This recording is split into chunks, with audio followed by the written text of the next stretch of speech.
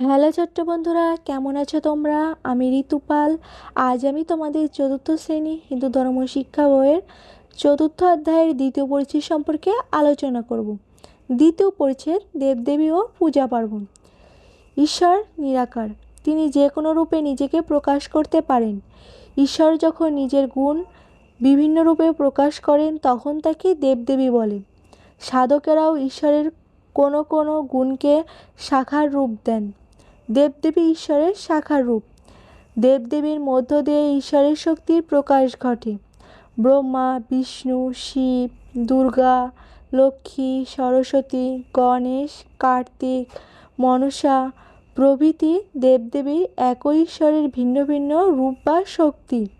এই কারণে হিন্দু ধর্মাবলম্বীরা দেবদেবীকে ঈশ্বররূপে পূজা করেন, আরাধনা করেন। পূজায় দেবদেবী সন্তুষ্ট হন এবং পূজারীর অভীষ্ট পূরণ করেন। ব্রহ্মা, দেখো আমরা ব্রহ্মার ছবি দেখতে পাচ্ছি। ব্রহ্মা জোড়াসন করে বসে রয়েছে পদ্ম ফুলের ওপর। ব্রহ্মা সৃষ্টির দেবতা।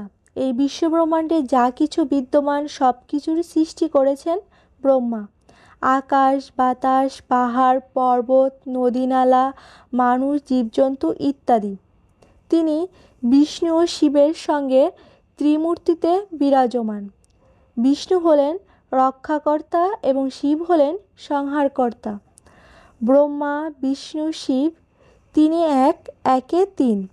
ব্রহ্মা সুন্দর ও স্বর্ণময় অগ্নিশিখার ন্যায় উজ্জ্বল। তার 4টি মুখ, 4টি বাহু রয়েছে।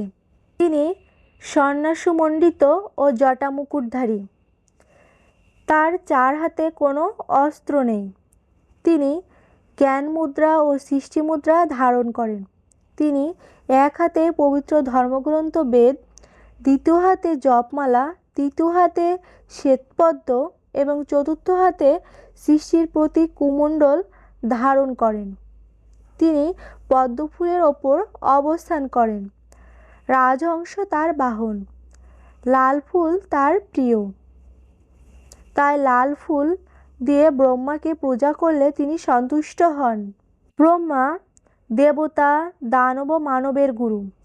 ব্রহ্মা সৃষ্টি বিস্তারের লক্ষ্যে প্রথমে তার মানসপুত্র ঋষিদের সৃষ্টি করেন, কিন্তু ঋষিগণ বংশবিস্তারে অনীহা প্রকাশ করেন। তখন ব্রহ্মা নারী পুরুষের সৃষ্টি করেন। প্রথম সৃষ্ট পুরুষের নাম স্বয়ম্ভু মনু আর নারীর নাম শতরূপা। মনুর সন্তান বলে আমরা মানব নামে পরিচিত। ব্রহ্ম পূজা সাধারণত প্রতিদিন পূজা করা হয় না, তিথি নক্ষত্র অনুসারে করা হয়। ভারতের রাজস্থানে পুষ্করে ব্রহ্মা মন্দির খুব প্রসিদ্ধ।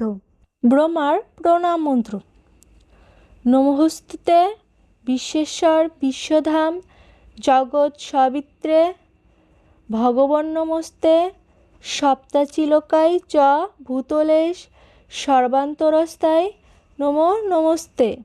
সরলার্থ: হে ভগবান বিশ্বেশ্বর বিশ্বধাম জগতের সৃষ্টিকারী, তোমাকে নমস্কার। হে পৃথিবীপতি সপ্ত জ্যোতিলোকের আশ্রয়, সকলের অন্তরে অবস্থানকারী, তোমাকে বারবার নমস্কার। ব্রহ্মার প্রণাম মন্ত্রটি সরলার্থ সহ সকলে মিলে আবৃত্তি করো।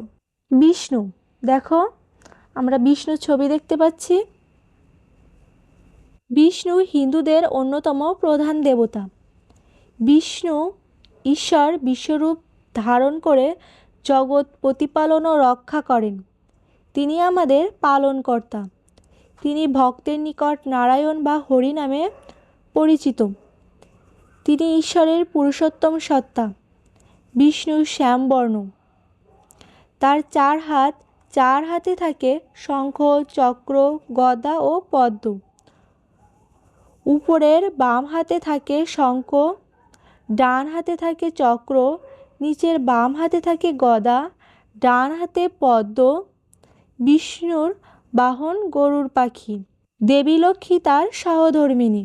বিষ্ণু পূজার নির্দিষ্ট কোনো তিথি নেই, যে কোনো দিন বিষ্ণু পূজা করা যায়। তুলসী পাতা বিষ্ণুর খুব প্রিয়। এজন্য তুলসী পাতা ছাড়া বিষ্ণু পূজা হয় না। বিষ্ণুর উপাসকদের বলা হয় বৈষ্ণব। বিষ্ণু নারায়ণ রূপে পূজিত হন। তিনি সকল জীবের আশ্রয়স্থল। বিষ্ণুর পূজা করে আমরা পবিত্র হই, সত্য ও ন্যায় প্রতিষ্ঠায় উদ্যুক্ত হই। তার পূজা করলে আমাদের মঙ্গল হয়, তার কৃপায় পারিবারিক সুখ শান্তি অর্জিত হয়। বিষ্ণুর প্রণাম মন্ত্র: নমো ব্রাহ্মণ্য দেবায় গো হিতায় চ জগদীচ্ছায় কৃষ্ণায় গোবিন্দায় নমো নমঃ। সন্ধি বিচ্ছেদ: জগদ্দিতায় সমান জগৎ প্লাস হিতাই। সরলার্থ: ব্রহ্মণ্যদেব বিষ্ণুকে প্রণাম, গোব্রাহ্মণ এবং জগতের মঙ্গলকারী কৃষ্ণ ও গোবিন্দকে বারবার নমস্কার। পূজা: দেখো ছবিতে আমরা দুর্গা পূজা দেখতে পাচ্ছি, আর ভক্তরা দেখো নাচ গান করছে, ঢাক বাজাচ্ছে। পূজা অর্থ আরাধনা বা উপাসনা। ভক্তি ও শ্রদ্ধা ভরে বিভিন্ন দেবদেবীকে ফুল ফল ও নানা উপকরণ দিয়ে স্তবস্তুতি করাই হলো পূজা। বৈদিক যুগে যজ্ঞের মাধ্যমে পূজা করা হতো এবং পৌরাণিক যুগে ঈশ্বরের বিভিন্ন শক্তির শাখার রূপ হিসাবে দেবদেবীর পূজা করা হয়। দেবদেবীর প্রশংসা বা শ্রদ্ধা করার জন্য ফুল, তুলসী পাতা, বেলপাতা, চন্দন প্রভৃতি উপকরণ দিয়ে পুষ্পাঞ্জলি দেওয়া হয়। জল, ফল, মিষ্টি ইত্যাদি নৈবেদ্য সাজিয়ে তাদের নিবেদন করা হয়। এরপর ধূপ দ্বীপ জেলে দেবদেবীকে আরতি দেওয়া হয়। সবশেষে স্তবস্তুতি গুণকীর্তন করে তাদের প্রণাম করতে হয়। পারিবারিকভাবে প্রতিদিন পূজা করা হয়। আবার তিথিভেদে মাস ও বছরের বিশেষ সময়ে মন্দিরের বিভিন্ন দেবদেবীর পূজার আয়োজন করা হয়। বিভিন্ন দেবদেবীর ভিন্ন ভিন্ন পূজা পদ্ধতি ও মন্ত্র রয়েছে। পবিত্র চিত্তে ও একাগ্রভাবে পূজা করলে দেবদেবী সন্তুষ্ট হন। পার্বণ: দেখো জন্মাষ্টমী পালন করছে ভক্তরা। সীমা মা বাবার সাথে বসে গল্প করছিল। তাদের অনেক দিন কোথাও বেড়াতে যাওয়া হয় না। এমন সময় ডাকপিয়ন এসে একটি কার্ড দিয়ে গেল। কার্ডটি ছিল শ্রী শ্রী ঢাকেশ্বরী মন্দিরের আয়োজিত জন্মাষ্টমীর শোভাযাত্রার নিমন্ত্রণপত্র। সীমা খুব আগ্রহ নিয়ে কার্ডটি খুলে পড়ল। কৃষ্ণের জন্মাষ্টমী উপলক্ষে শোভাযাত্রা বের হবে ঢাকেশ্বরী মন্দির থেকে। শ্রীকৃষ্ণের জন্মাষ্টমীর শোভাযাত্রা যাওয়ার ইচ্ছা তার অনেক দিনের। তাই মা বাবার কাছে সীমা আবদার করল শোভাযাত্রায় অংশগ্রহণ করার। মন্দিরে আমরা পূজা অর্চনার জন্য যাই, কিন্তু এবার জন্মাষ্টমীর শোভাযাত্রায় অংশগ্রহণ করতে পারবে ভেবে সীমা অত্যন্ত খুশি হলো। পার্বণ হলো উৎসব। উৎসব মানে আনন্দ অনুষ্ঠান। বিভিন্ন দেবদেবীর পূজা উপলক্ষে আয়োজিত উৎসব ও পার্বণ। বিভিন্ন আনন্দ অনুষ্ঠানের মধ্য দিয়ে পার্বণ উদযাপন করা হয়। পার্বণগুলো হলো জন্মাষ্টমী, নববর্ষ, পৌষ সংক্রান্তি, চৈত্র সংক্রান্তি, নবান্ন ইত্যাদি। পূজা পার্বণ উপলক্ষে সকলের সাথে ভাব বিনিময় ও বিভিন্ন ধরনের খাবার দাবারের ব্যবস্থা করা হয়।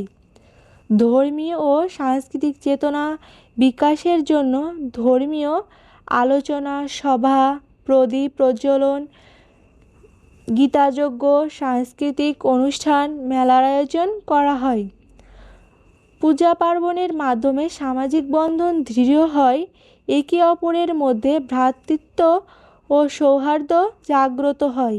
সুচিতা: সুচিতা একটি নৈতিক গুণ ও ধর্মের অঙ্গ। সুচিতা মানে নির্মলতা ও প্রচ্ছন্নতা। প্রার্থনা, উপাসনা যে কোনো কাজের পূর্বশর্তই হচ্ছে সুচিতা। শরীর ও মনকে পূজা অর্চনার উপযোগী করে তোলার জন্য সুচিতা খুবই প্রয়োজন।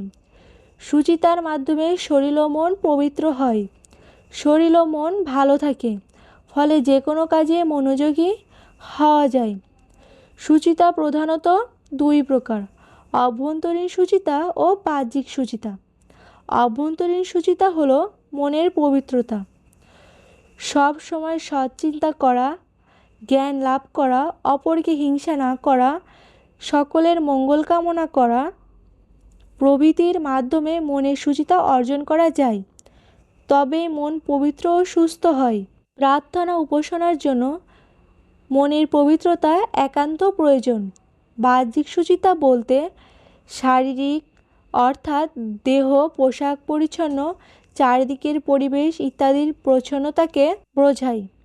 মূলত পরিষ্কার পরিচ্ছন্নতায় সকলের মঙ্গল হয়, তাই মনের সুচিতা ও পরিষ্কার পরিচ্ছন্নতা অত্যন্ত গুরুত্বপূর্ণ।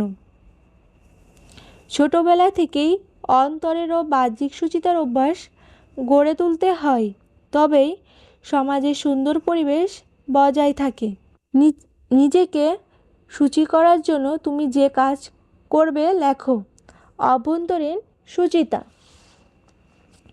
অভ্যন্তরীণ সুচিতা হলো মনের পবিত্রতা, সব সময় সৎ চিন্তা করা, জ্ঞান লাভ করা, অপরকে হিংসা না করা, সকলের মঙ্গল কামনা করা প্রভৃতির মাধ্যমে মনের সুচিতা অর্জন করা যায়, তবেই মন পবিত্র ও সুস্থ হয়। প্রার্থনা উপাসনার জন্য মনের পবিত্রতা একান্ত প্রয়োজন। বাহ্যিক সুচিতা। বাহ্যিক সুচিতা হলো শারীরিক অর্থাৎ দেহ, পোশাক পরিচ্ছন্ন, চারদিকের পরিবেশ ইত্যাদির পরিচ্ছন্নতাকে বোঝায়। মূলত পরিষ্কার পরিচ্ছন্নতায় সকলের মঙ্গল হয়। ছোটবেলায় থেকেই অন্তরের ও বাহ্যিক সুচিতার অভ্যাস গড়ে তুলতে হয়, তবেই সমাজে সুন্দর পরিবেশ বজায় থাকে। অনুশীলনী। ক, সঠিক শব্দ দিয়ে শূন্যস্থান পূরণ করো। 1. ঈশ্বর ড্যাশ, ঈশ্বর নিরাকার। 2. ব্রহ্মা ড্যাশ দেবতা, ব্রহ্মা সৃষ্টির দেবতা। 3.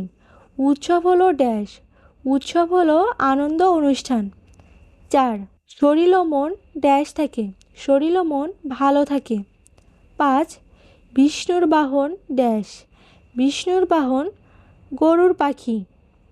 খ, বাম পাশের সাথে ডান পাশের বাক্যাংশের মিল করো। 1. দেবদেবী ঈশ্বরের সাকার রূপ। 2. লাল ফুল ব্রহ্মার প্রিয়। 4. পবিত্র চিত্তে পূজা করলে দেবদেবী সন্তুষ্ট হন। 4. সুচিতা মানে নির্মলতা বা পবিত্রতা। 5. বিষ্ণু পূজার নির্দিষ্ট কোনো তিথি নেই। সঠিক উত্তরের পাশে টিক চিহ্নটি দাও। ক, 1. দেবদেবী ঈশ্বরের কেমন রূপ? ক, নিরাকার। খ, চৈতন্য। গ, সাকার। ঘ, চিন্ময়। সঠিক উত্তরটি হলো গ, সাকার।